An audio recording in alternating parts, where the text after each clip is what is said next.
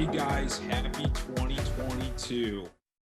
I am privileged to welcome back to open up Scott's podcast series in 2022. The guru of gambling Twitter, the GOAT, it's just Matt, dude, Zack Price. Zack, what is going on, my man? Happy New Year. So good to be back on Scott's Take. All right. I can't wait. I had such a good time talking with you last month. Boy, did we hit a Cleveland Cavaliers run. I think me and you were the first guys to even talk about it on the air. And so now I'm excited to see whatever this episode brings. Let's rock and roll. You know, it's uncovered. I mean, Zack said a bunch of surprises. So I'm just like a guest. I'm just a viewer. I'm just a witness. They used to say with LeBron James here in Cleveland. But Zack, obviously, Cavaliers covered the spread like 14 straight games. Obviously, they've cooled off a little bit, but you're still on fire. You got a hot NBA Finals champion pick within the Memphis Grizzlies, probably the hottest team in the NBA right now. What's up with that tweet from yesterday? So I'll tell you what, Scott, I'm glad you asked me about the Grizzlies. So the tweet you're talking about, I tweeted out. So the Grizzlies just beat the Warriors. If you're listening out there in the future, they just beat the Warriors, shocking the world. But the truth is I gave out all the listeners the Memphis Grizzlies money line last night. I saw it coming. They had won 9 in a row. And so when a team starts getting about 7, 8, 9 in a row, I just start riding their money line because they're trying to set records. And with the Grizzlies at home and the Warriors trying to bring Klay Thompson into the mix, slowly, it just felt like a perfect opportunity for a team that's grooving like the Grizzlies to take it down. And so the tweet I sent out with was 2 of my futures buys. One was preseason. I like to catch some up and coming teams in the preseason, like the Cavs. I got 1,000 to 1, and the Grizzlies were 150 to 1. And at the time, I was thinking, okay, John Moran and his, he's up and coming. Maybe he could spark this club. So I got that 150 to 1 for a little bit. And then John Morant, they were playing great. And then John Morant got injured. And when he got injured, I definitely said, oh, they're done. They're going to start losing now. They're going to fall out of playoff contention. And what happened, Scott, was the Grizzlies kept winning without John Morant. Wow. I couldn't believe my eyes. I really couldn't. I was totally turned in from a non-believer to a believer. And then Ja came back. They won a tough game on the road. And then they came into Cleveland on a road back-to-back. And I lost a bundle of money betting against John Morant on the road in a back-to-back when the Grizzlies pulled it out at the end, thanks to Ja. They beat our Cavaliers. And I said, oh boy, this team's for real. I had a free bet over at MGM. It was a $400 free bet that was sitting in my account. I wasn't sure what I was going to use it on. And I just said, you know what, at 80 to 1, this number's not going to be staying there for too long. I better hit that. And so I hit the 400 to 1, and sure enough, they won a couple more in a row. And as soon as they beat the Warriors, that number went from 80 down to about 33 to 1. Wow. And so I've got a lot of value on the Memphis Grizzlies right now to win the championship. They are the 4 seed in the West right now. It's just so great to see, and that's tremendous value again. And you're obviously always ahead of the curve, always ahead of the books. It seems to me, I was just thinking about this today, like the NBA's finally got parity. There's like 5 or 6 teams that can finally win the NBA championship that we couldn't say a couple of years ago. That's right. Yeah. So you know what, Scott, hang on a second. I just got like the doorbell ring from the mailman. I'm just going to step out for 1 second. Entertain yourselves. I just got a package. Okay. Thanks, mailman. Here it is. Like Portnoy from I'm just going to rip it open right here. Wow. Sorry about this. I'm just going through my mail on Scott's Takes. No big deal. Oh boy, I almost forgot I ordered this. This is a brand new. Do you see this color? I know you recognize the yellow and purple. This is my let's see what jersey this is. I order so many jerseys, I don't even know. We're just gonna bust it open, not rip it up. Oh shoot. I got the Lakers. Lakers 4-4. You know who that is. 4-4 across that chest. Jerry West. Get that bulletproof vest. I'm about to rock it like Jerry West. If you guys don't mind, this black shirt's a little dark. Oh, he's getting rid of his Cavs swag, wrapping the LA Lakers, Jerry West. I didn't even know Zack was a Lakers fan. I dropped the little freestyle about Jerry West. Whoa. Oh, my God. My headphones my glasses are coming off. I'm just going to throw on the 4-4 real quick. Kick in the door, wave in the 4-4. And purple and gold. Oh my God, does it feel good? It's a little Laker style with the Cavs gear. There's so many teams that could win the title. The Lakers are like one of the last teams people mentioned. Scott, if you don't mind, I'm just going to change glasses here, and I'm going to throw on my sunglasses. Your whole wardrobe. I mean, aloha. And while I'm dropping freestyles, do you mind if I drop one about your show?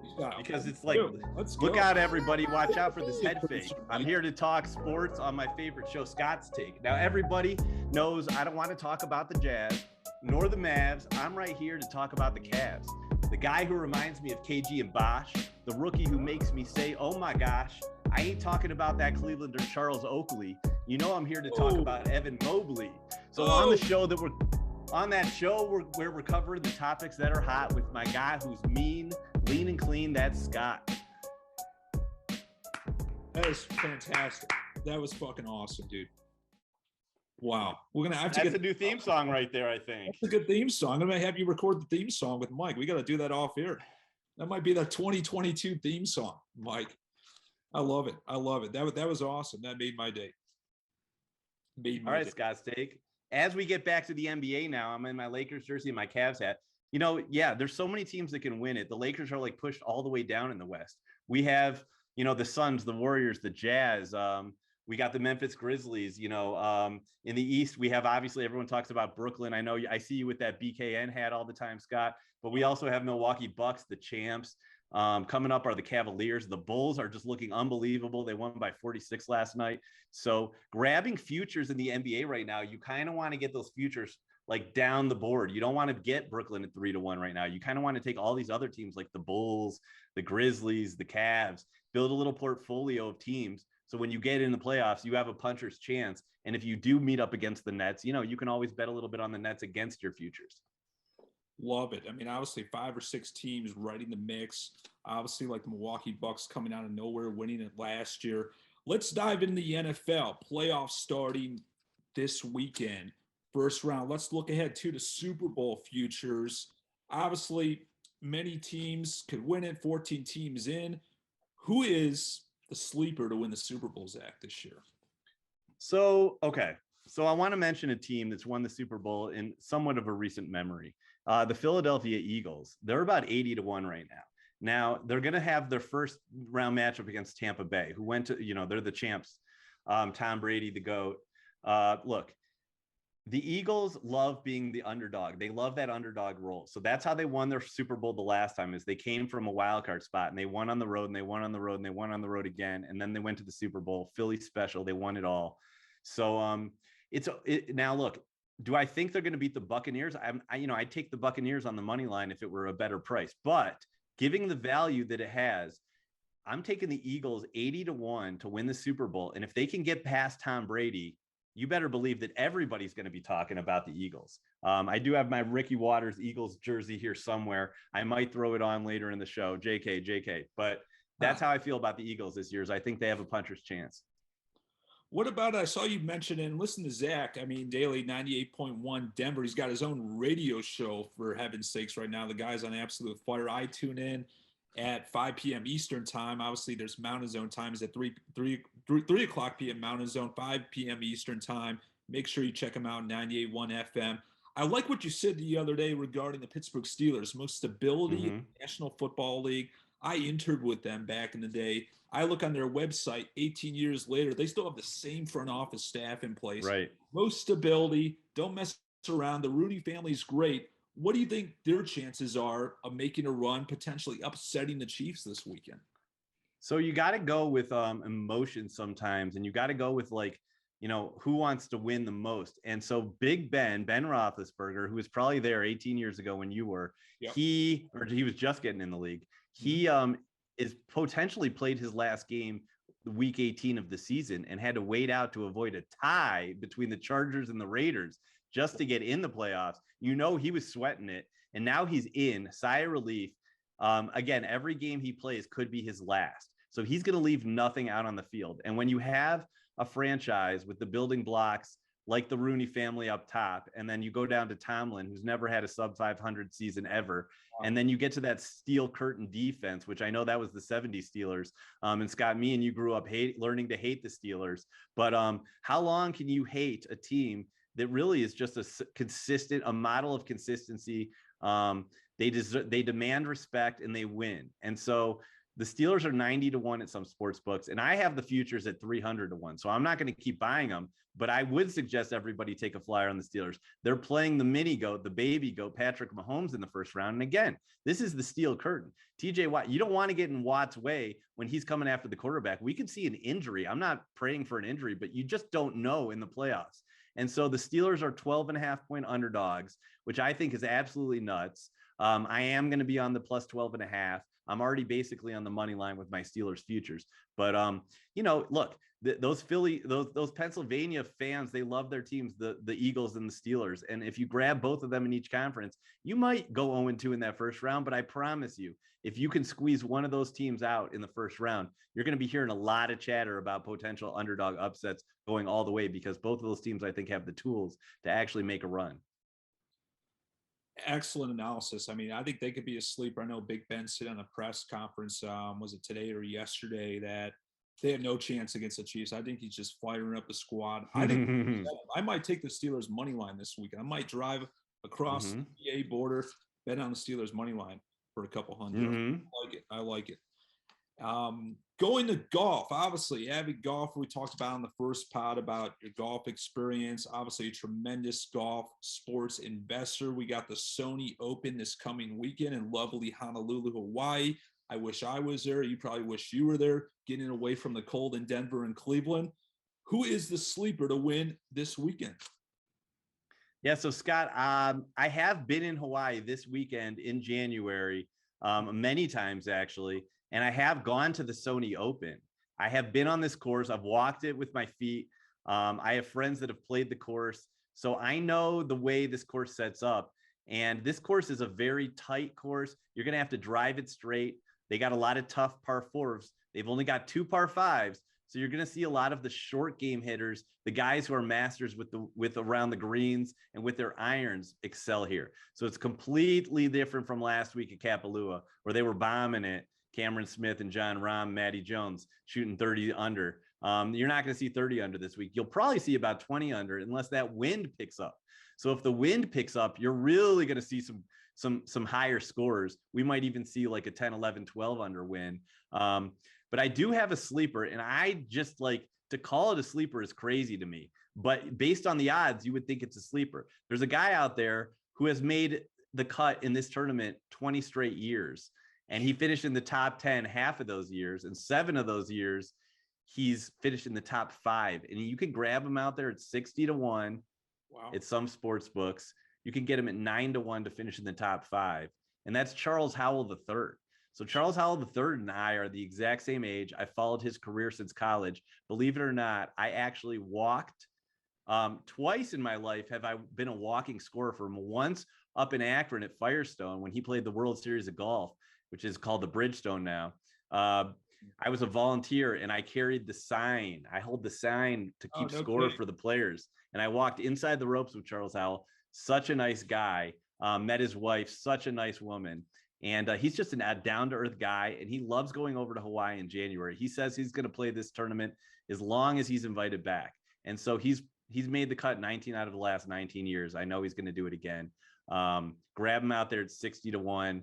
Maybe you don't want to take a stab at a 60-1 winner out of a 144 person field. You can go 10-1 at about, top 10 at about 5-1 odds, which I think is crazy because he does it half the time. I mean, it's just math, dude. And the math adds up. You got to take a flyer on Charles Howell this week. And every year he plays this tournament.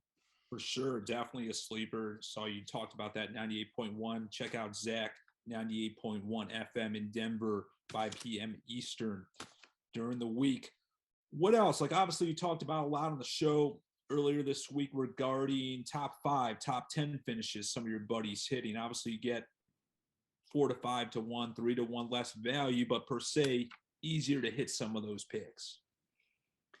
Yeah, so when you're betting golf in a 144-person field, to pick a winner is really hard. In fact, I would almost call it near impossible. Almost the luck of the draw. It's like playing roulette with a wheel with 144 numbers on it, and you're trying to hit one. So I do have a flyer on Charles Howell, but other than that, you want to kind of spread it around. Guys in the 30s-1, 40s-1, A couple names I'll throw out is like Kevin Kistner. He's a real good wind player.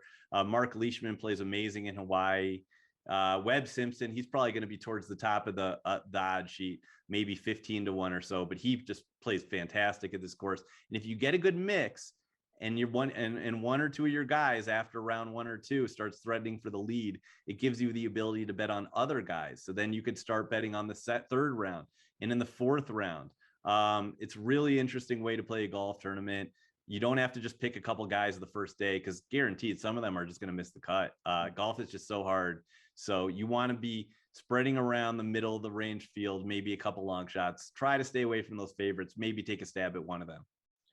For sure. And definitely, I mean, we'll be following Zach throughout the course of the 52-week. I mean, PGA Tour never stops. 52-week season, always great tournaments in action throughout the winter. The major championships, my favorite. I mean, I can't wait till the Masters. It's in your backdrop. My favorite tournament of the year, first week in April. I got to get to Augusta someday. Yeah, well, I've been 4 times. I took my dad, Mark Price. You know him well, Scott. We love our dads, and Mark, he had the best time for his 60th birthday. That was my first trip down, and after that, I just was completely in love and almost said I have to come back every year. Obviously, getting to Augusta every year is pretty tough, but I have gone 4 times. It's a tournament everyone should watch out for. And in terms of betting Augusta, it is the one tournament that there's a direct correlation between the players and the course. And what I mean by that is you'll see the same players do well there every single year. Right. And guys that don't do so well there will not do so well every single year. And so this week at the Sony Open Hawaii at YLI Country Club is the second most correlated course for the players to the course, which is anytime you get that correlation, that's a great tournament to bet, because you can almost predict who's going to do well. And you can almost cross off a lot of guys who have no chance. For sure. And definitely, I mean, obviously Augusta, I mean, Hawaii, I mean, obviously every course plays different. And obviously my prime 3-4 years ago when I was playing 6 days a week, about an 8 handicap, but I go play Medina Country Club with a client when I was at University of Illinois. I play from the tips because I have to. I shoot a 99. Oh boy. I shoot a 99. I thought that was great.